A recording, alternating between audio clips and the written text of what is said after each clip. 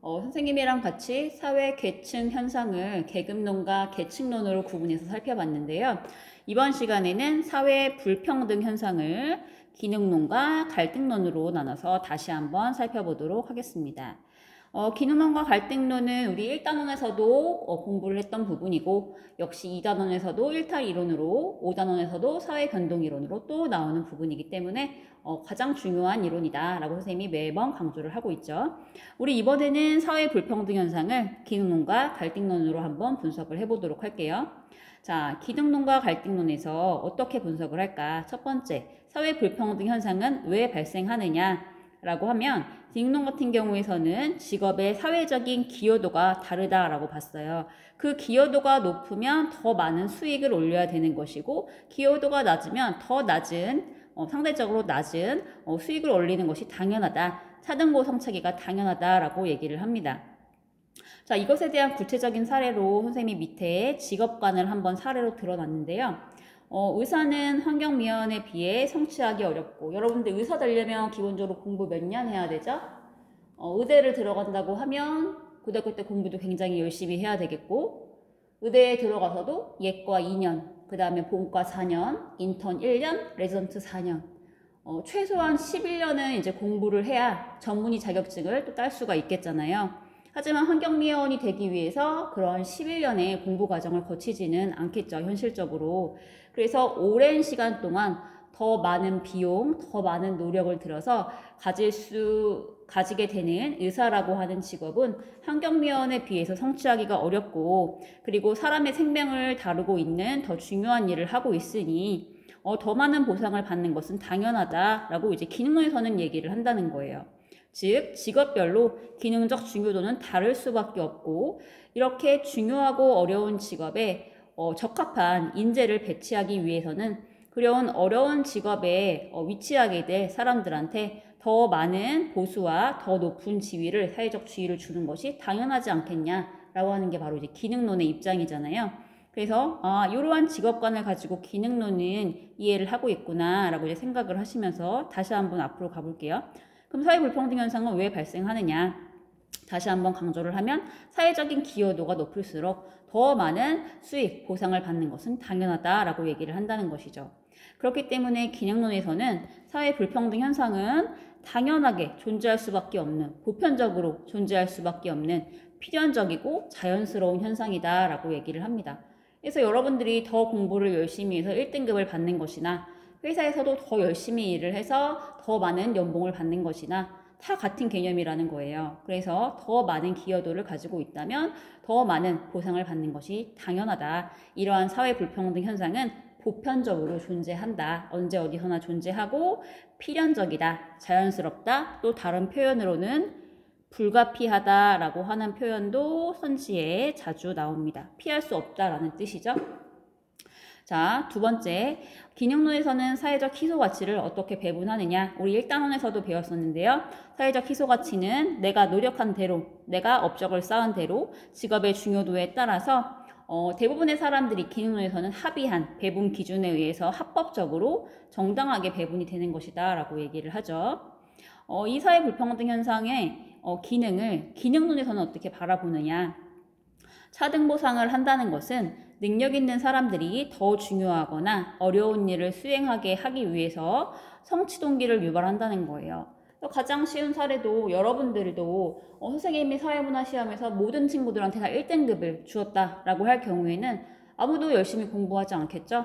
하지만 차등보상 체계, 우리는 이제 9등급이라고 하는 체계를 가지고 있잖아요. 그렇게 하다 보니까 내가 1등급에 들어가기 위해 더 열심히 공부를 하겠고, 그 과정에서 성취 동기를 유발할 수밖에 없다. 이렇게 얘기를 할 수 있겠고 이해를 하시면 되겠습니다.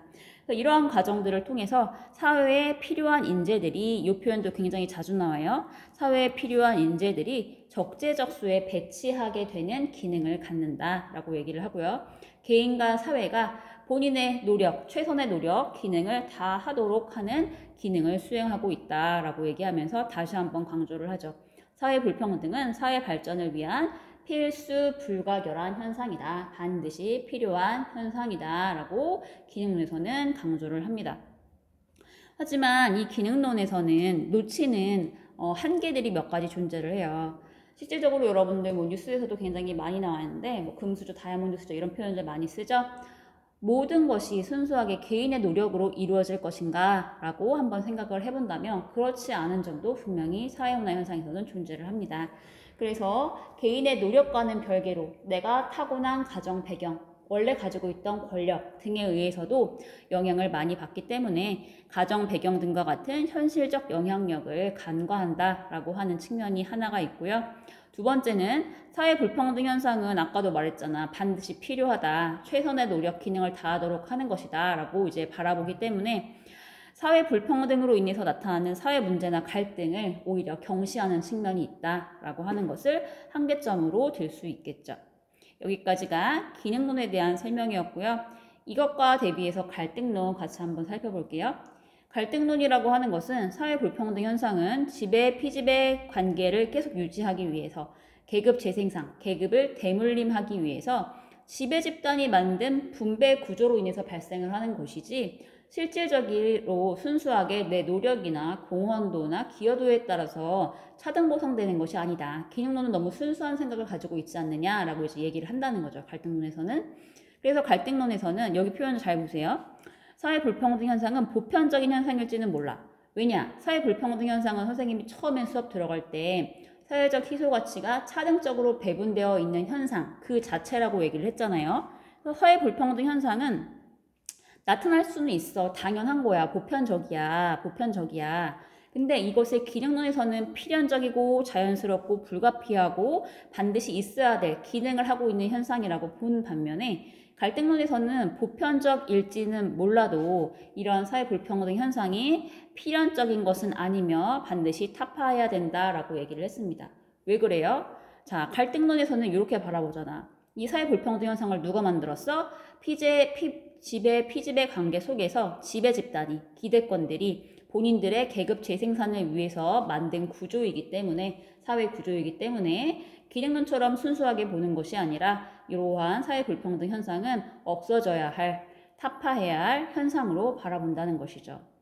이해됐죠? 자, 갈등론에서는 사회적 희소 가치가 어떻게 배분되느냐? 기능론처럼 능력, 노력, 직업의 중요도가 아니라 실질적으로 지배 집단에게 유리한 기준인 권력이나 가정 배경에 의해서 강제적으로 부당하게 배분이 되는 것이다 라고 얘기를 합니다. 자, 갈등론에서는요, 이러한 사회 불평등 현상이 어떤 기능을 하는지 보면 오히려 직업 간의, 사람들 간의 차등 보상은 사람 사이의 상대적 박탈감을 가지게 하고요. 그 다음 개인과 집단 간의 갈등과 대립을 초래할 것이다 라고 부정적으로 바라본다는 거죠. 그리고 기득권을 계속 유지하기 위해서 하위 계층이 상위 계층으로 진입할 수 있는 기회 자체를 제한하는 기능을 하기도 한다. 역시 부정적으로 바라보고 있네요. 그래서 결론, 개인과 사회가 최선의 기능을 다하는데 오히려 장애가 되는 것이고 불평등한 계층 구조를 재생산하고 고착함으로써 사회적 갈등과 대립관계를 형성하는 요인이 되기 때문에 갈등론에서는 어떻게 한다고 해? 이러한 사회 불평등 현상을 타파해야 된다라고 일관적으로 얘기를 하고 있는 겁니다. 이해가 되죠? 자, 이러한 갈등론도 역시 한계점을 가지고 있는데요. 보시면 실질적으로 모든 사람들이 다 좋은 집에서, 돈이 많은 집에서 태어났다고, 권력이 많다고 다 잘 되는 것은 아니잖아요. 즉 분명히 개인의 노력이나 능력도 지위 변동에, 사회 변동에 영향을 미치는 측면이 있기 때문에 이런 측면은 제대로 보지 못한다, 간과하고 있다라고 얘기를 할 수 있고요. 그리고 실질적으로 차등적 보상을 하게 되면 사람들의 성취 동기를 높여서 사회적 효율성이 높아지는 측면이 존재를 하잖아요. 근데 이런 측면들을 또 역시 간과할 수 있고 사회적 대립과 갈등만을 부각하는 측면이 있다. 이런 얘기들을 우리는 갈등론의 한계로 지적할 수 있다는 거죠.